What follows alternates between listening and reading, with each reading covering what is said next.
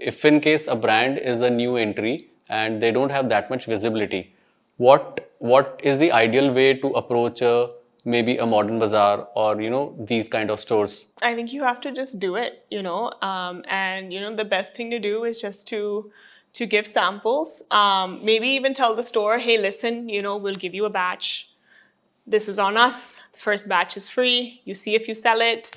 And then, what we did in the beginning was we would put our products in the store.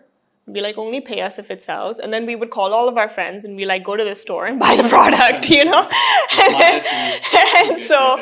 and so, there's definitely, some amount of, you have to kind of create your own demand, right? And you have to make people come back and be like, oh, it's crazy, your product sold out in 2 days, and so some of it is marketing, right? Some of it is creating that impression, even if it's not there. You can't always fake it, but it is important, because people are only going to give you one chance. And if you just put your product there and you don't do anything, then they're going to tell you to take it back and they're not going to list it again. So, we were never kind of willing to take that chance. We were always trying to make sure that we could get into a store and stay in that store. Talking about 2018 and we are in 2023, so it's a journey of 5 years of now. So do you think that you have grown at a rate that you have expected to be? Like, obviously everyone thinks that my brand to be at certain level, and we always set higher standards for us. But what scale would you rate your brand as a brand owner?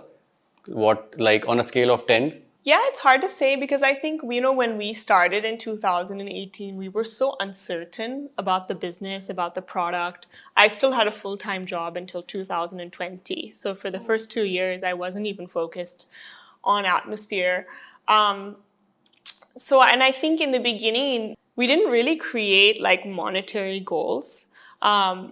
Our only really goal was to make enough money that we didn't have to work jobs. I think that was like, we were like, hey, if we can do that, like if we can, make enough to cover rent and food, like, that'll be enough. I think now we obviously have much more concrete goals.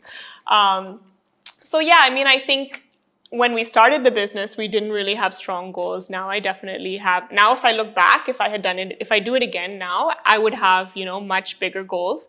And I would hope to, after 5 years, be much further than I am now. But I think at the time we were young, we were inexperienced entrepreneurs, and we did what we knew to do, or we did what we thought was best. And so I think, you do see businesses and, they're in 2 or 3 years, they're growing, from like 0 to like 200 crores. And we're certainly, that's not our story. But that was also never really our goal either. I think our goal was to create a small, sustainable company. We're not looking to exit the company. We're not looking to sell the company. For me, the ultimate goal of this business would be for, all of my employees to become owners in the business. For me, that's something that's really important. So how do you see Atmosphere in 2030? Like, what is your vision, or how do you want Atmosphere to evolve like 5 to 7 years down the line? So we definitely want to be, a big player in the health, food, and beverage space. I definitely, we would want our products to be available at all major grocery stores across the country. And I see us having a large kind of portfolio of products beyond just beverage. But I do also see us in the future, launching a mass beverage.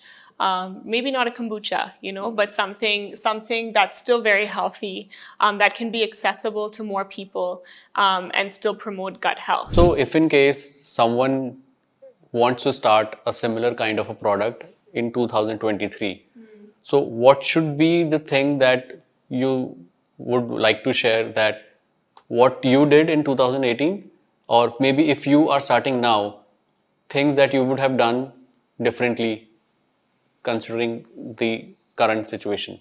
Yeah, I think definitely, on the one hand, in 2023, like the market is much more crowded than it was 5 years ago.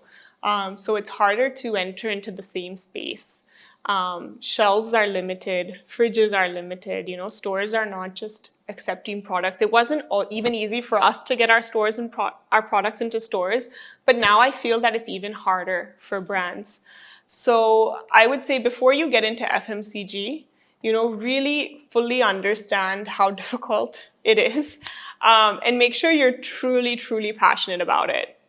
You know, make sure you're don't get into selling a beverage if you think it's going to be some kind of like easy business, because it's not.